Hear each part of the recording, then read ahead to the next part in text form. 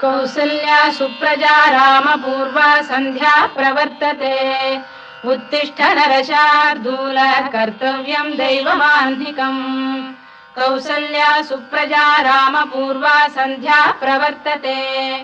उत्तिष्ठ नरशार्दूल कर्तव्यं दैवमान्धिकम् उत्तिष्ठोत्तिष्ठ गोविन्द उत्तिष्ठ गरुडध्वज उत्तिष्ठ कमलाकान्ता त्रैलोक्यं मङ्गलं कुरु उत्तिष्ठोत्तिष्ठ गोविन्द उत्तिष्ठ गरुडध्वज उत्तिष्ठ कमलाकान्ता त्रैलोक्यं मङ्गलं कुरु मातः समस्त जगतां मधुकैटभारे वक्षो विहारिणि मनोहर दिव्यमूर्ते श्रीस्वामिनि श्रुत जनप्रियदानशीले श्रीवेङ्कटेश दयिते तव सुप्रभातम् मातः समस्त जगतां मधुकैटभारे वक्षो विहारिणि मनोहर दिव्यमूर्ते श्रीस्वामिनि श्रुत जनप्रियदानशीले श्रीवेङ्कटेश दयिते तव सुप्रभातम्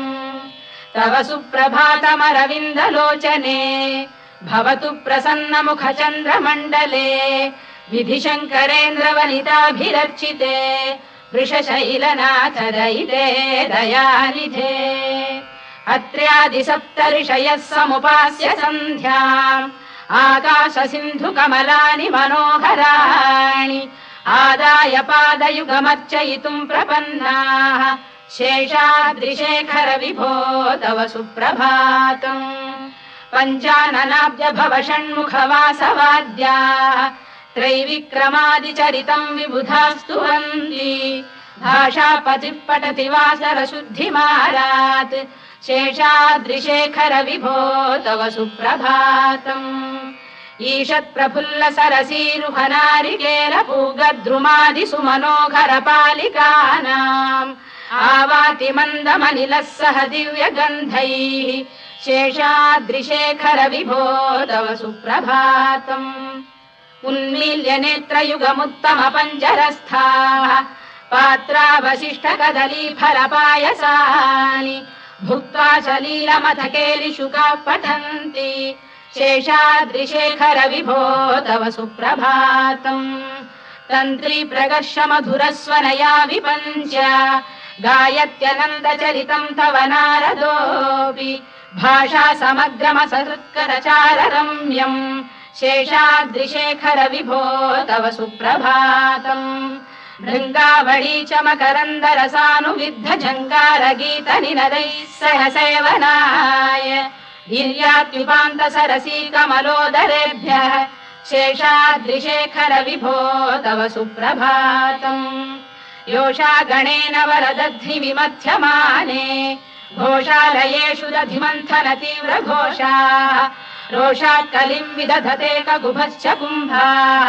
शेषाद्रिशेखर विभो तव सुप्रभातम्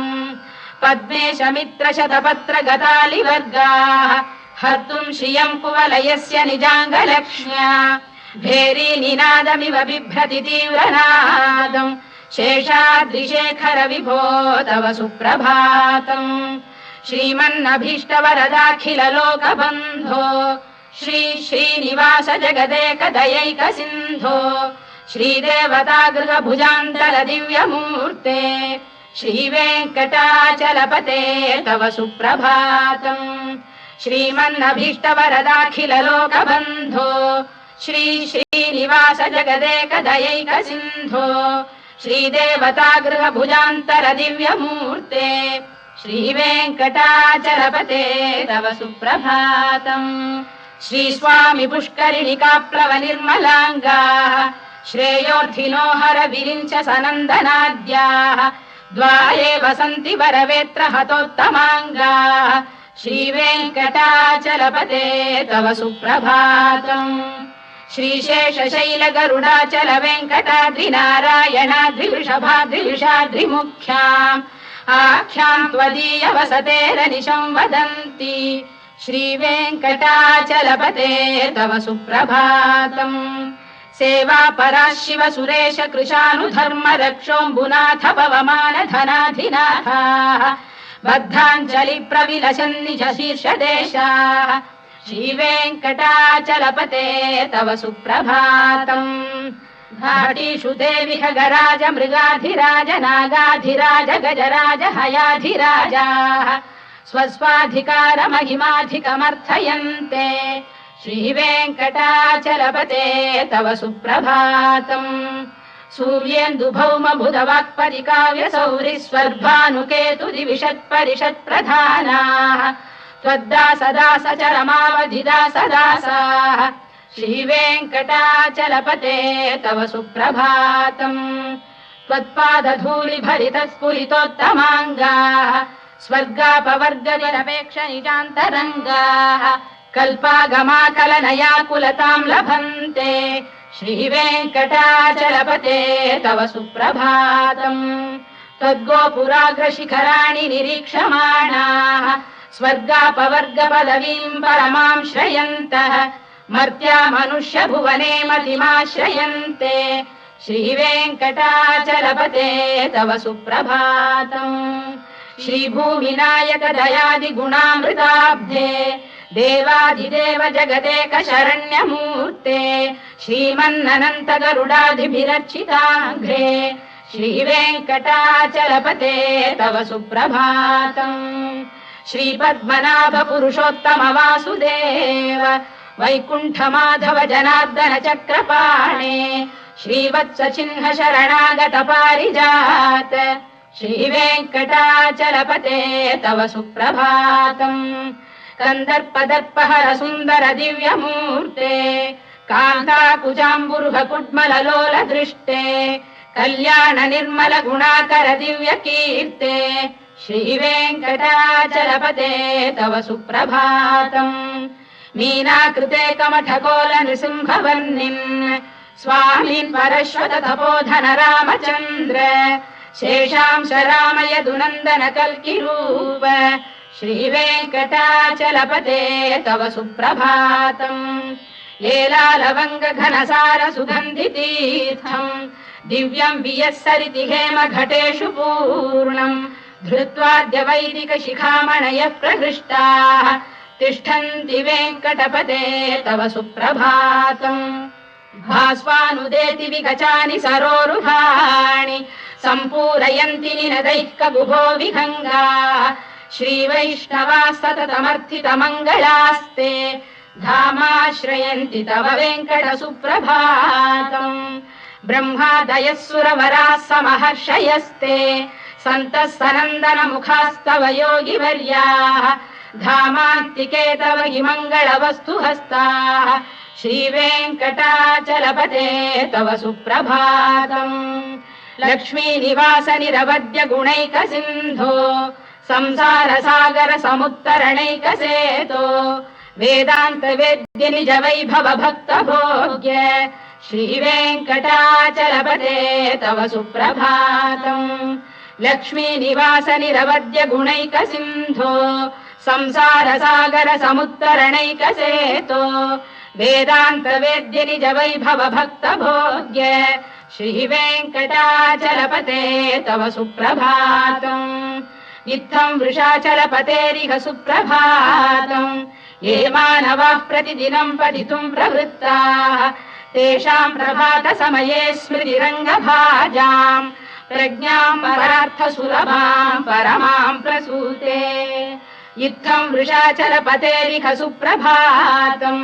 ये मानवाः प्रतिदिनम् पठितुम् प्रवृत्ताः तेषाम् प्रभात समये स्मृतिरङ्गभाजाम् प्रज्ञाम् परार्थ सुलभाम् परमाम् प्रसूते कमलाकुच चूचुक कुङ्कुमतो नियतारुणितातुलनीलतनो कमलायतलोचन लोकपते विजयी भव वेङ्कटशैलपते कमलाकुच चूचुक कुङ्कुमतो नियतारुणितातुलनीलतनो कमलायतलोचन लोकपते विजयी भव वेङ्कटशैलपते सचतुर्मुख षण्मुख पञ्चमुख प्रमुखाखिल दैवत मौलिमणे शरणागतवत्सलसारनिधे परिपालय मां वृषशैलपते अतिवेलतया तव दुर्विषहैरनुवेलकृतैरपराधशतैः हरितं त्वरितं वृषशैलपते परया कृपया परिपाहि हरे अधिवेङ्कटशैलमुदारमतेर्जनताभिमताधिकदानरतात् परदेवतया गदितान्निगमै कमलादयितान्न परं कलये कलवेणुरवावशगोपवधूषरकोटिवृता स्मरकोटिसमात् रतिवल्लविकाभिमतात् सुखदात् वसुदेवसुतान्न परं कलये अभिराम गुणाकरदाशरथे जगदेकधनुर्धर धीरमते रघुनायक राम रमेश विभो वरदो भवदेव दया जलधे अवनीतनया कमनीयकरं रजनीकर चारुमुखाम्बुरुहम् रजनीचर राजतमो मिहिरं महनीयमहं रघुराममये सुमुखं सुहृदं सुलभं सुखदं स्वनुजं च सुखायममोघशरम् अपहाय रघुद्वहमन्यमहं न कथञ्चन कञ्चन जातु भजे विना वेङ्कटेशं ननाथो ननाथः सदा वेङ्कटेशं स्मरामि स्मरामि हरे वेङ्कटेश प्रसीद प्रसीद प्रियं वेङ्कटेश प्रयच्छ प्रयच्छ विना वेङ्कटेशं ननाथो ननाथः सदा वेङ्कटेशं स्मरामि स्मरामि हरे वेङ्कटेश प्रसीद प्रसीद प्रियं वेङ्कटेश प्रयच्छ प्रयच्छ अहं दूरतस्ते पदाम्भोजयुग्म प्रणामेच्छयागत्य सेवां करोमि सकृत्सेवया नित्यसेवा फलं त्वं प्रयच्छ प्रयच्छ प्रभो वेङ्कटेश अज्ञानिना मया दोषानशेषान् विहितान् हरे क्षमस्वत्वं शेषशैलशिखामणे अज्ञानिना मया दोषानशेषान् विहितान् हरे क्षमस्वत्वं शेषशैलशिखामणे ईशानां जगतोऽस्य वेङ्कटपतेर्विष्णोः परां प्रेयसीं तद्वक्षस्थलनित्यवासरसिकां तत्क्षान्तिसंवर्धिनीं पद्मालङ्कृतपाणिपल्लवयुगां पद्मासनस्थां श्रियम् वात्सल्यादिगुणोज्ज्वलां भगवतीं वन्दे जगन्मातरम् ईशानां जगतोऽस्य वेङ्कटपतेर्विष्णोः परां प्रेयसीं तद्वक्षस्थलनित्यवासरसिकां तत्क्षान्तिसंवर्धिनीं पद्मालङ्कृतपाणिपल्लवयुगां पद्मासनस्थां श्रियम् वात्सल्यादिगुणोज्ज्वलां भगवतीं वन्दे जगन्मातरम् श्रीमन्कृपाजलनिधे कृत सर्वलोक सर्वज्ञ शक्तनतवत्सल सर्वशेषिन् स्वामिन् सुशील सुलभाश्रित पारिजात श्रीवेङ्कटेश चरणौ शरणं प्रपद्ये श्रीमन्कृपाजलनिधे कृत सर्वलोक सर्वज्ञ शक्तनतवत्सल सर्वशेषिन् स्वामिन् सुशील सुलभाश्रित पारिजात श्रीवेङ्कटेश चरणौ शरणं प्रपद्ये आनूपुरार्पित सुजात सुगन्धि पुष्प सौरभ्य सौरभकरौ समसन्निवेशौ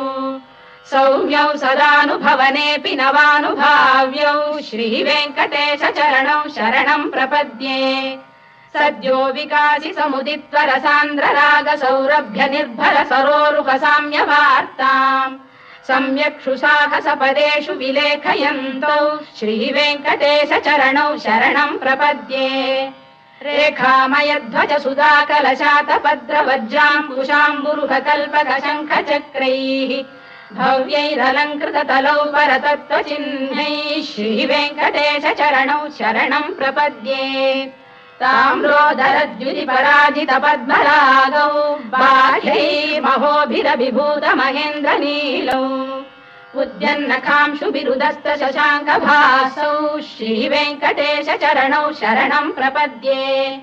सप्रेम भीति कमलाकर पल्लवाभ्याम् संवाहनेऽपि सपदिक्लममादधानौ कान्थाववाङ्मनस गोचरसौ कुमार्यौ श्रीवेङ्कटेश चरणौ शरणं प्रपद्ये लक्ष्मी महीतदनुरूप निजानुभाव नीलादि दिव्य मलिशीकर पल्लवानाम् आरुण्य संक्रमणतः किल सान्द्ररागौ श्रीवेङ्कटेश चरणौ शरणं प्रपद्ये निद्यानमद्भि शिवादि किरीटकोटि प्रत्युक्त दीप्त नवरत्न महप्ररोहैः नीराजना विधिमुदारमुपादधानौ श्रीवेङ्कटेश चरणौ शरणं प्रपद्ये विष्णौ पदे परम इत्युदित प्रशंसौ यौ मध्व उत्स इति भोग्यतयाप्युपातौ भूयस्ततेति तव पाणितल प्रतिष्ठौ श्रीवेङ्कटेश चरणौ शरणं प्रपद्ये पार्थाय तत्सदृश सारथिना त्वयैव यौ दर्शितौ स्वचरणौ शरणं व्रजेति भूयोऽपि मह्यमिहतौ करदर्शितौ ते श्रीवेङ्कटेश चरणौ शरणं प्रपद्ये मन्मूढिकालियपणे विकटाटवीषु श्रीवेङ्कटाद्रिशिखरे शिरसि श्रुतीनाम् चित्तेऽप्यनन्य मनसां सममाहितौ ते श्रीवेङ्कटेश चरणौ शरणं प्रपद्ये अम्लानघृष्यदवनीतलकीर्ण पुष्पौ श्रीवेङ्कटाद्रिशिखराभरणायमानौ आनन्दिताखिल मनोनयनौ तवैतौ श्रीवेङ्कटेश चरणौ शरणं प्रपद्ये प्रायः प्रपन्न जनता प्रथमावगाह्यौ मातुस्तनाविव शिशोरमृतायमानौ प्राप्तौ परस्पर तुलामतुलान्तरौ ते श्रीवेङ्कटेश चरणौ शरणं प्रपद्ये सत्त्वोत्तरैः सतत सेव्य पदाम्बुजेन संसारतारकदयार्द्रदृगञ्चलेन सौम्योपयन्तृमुनिना मम दर्शितौ ते श्रीवेङ्कटेश चरणौ शरणं प्रपद्ये सत्त्वोत्तरैः सतत सेव्य पदाम्बुजेन संसारतारकदयार्द्रदृगञ्चलेन सौम्योपयन्तृमुनिना मम दर्शितौ ते श्रीवेङ्कटेश चरणौ शरणं प्रपद्ये श्रीशश्रिया घटिकया त्वदुपाय भावे प्राप्ये त्वयि स्वयमुपेय दया स्फुरन्त्या नित्याश्रिताय निरवद्य गुणाय तुभ्यम् स्याम् किङ्करो वृषगिरीश न जातु मह्यम् श्रीशश्रिया घटिकया त्वदुपाय भावे प्राप्ये त्वयि स्वयमुपेय दया स्फुरन्त्या नित्याश्रिताय निरवद्य गुणाय तुभ्यम् स्याम् किङ्करो वृषगिरीश न जातु मह्यम् श्रियकान्ताय कल्याणनिधये निधयेऽर्थिनाम् श्रीवेङ्कटनिवासाय श्रीनिवासाय मङ्गलम् श्रियकान्ताय कल्याणनिधये निधयेऽर्थिनाम् श्रीवेङ्कटनिवासाय श्रीनिवासाय मङ्गलम् लक्ष्मी सविभ्रमालोक सुभ्रू विभ्रम चक्षुषे चक्षुषे सर्वलोकानां वेङ्कटेशाय मङ्गलम् श्रीवेङ्कटाद्रिशृङ्गाग्रमङ्गलाभरणाङ्गये मङ्गलानां निवासाय श्रीनिवासाय मङ्गलम् सर्वावयव सौन्दर्य सम्पदा सर्वचेतसाम् सदा सम्मोहनायास्तु वेङ्कटेशाय मङ्गलम् नित्याय निरवध्याय सत्यानन्दचिदात्मने सर्वान्तरात्मने श्रीमद्वेङ्कटेशाय मङ्गलम् स्वतः सर्वविदे सर्वशक्तये सर्वशेषिणे सुलभाय सुशीलाय वेङ्कटेशाय मङ्गलम् परस्मै ब्रह्मणे पूर्णकामाय परमात्मने प्रयुञ्जे परतत्त्वाय वेङ्कटेशाय मङ्गलम्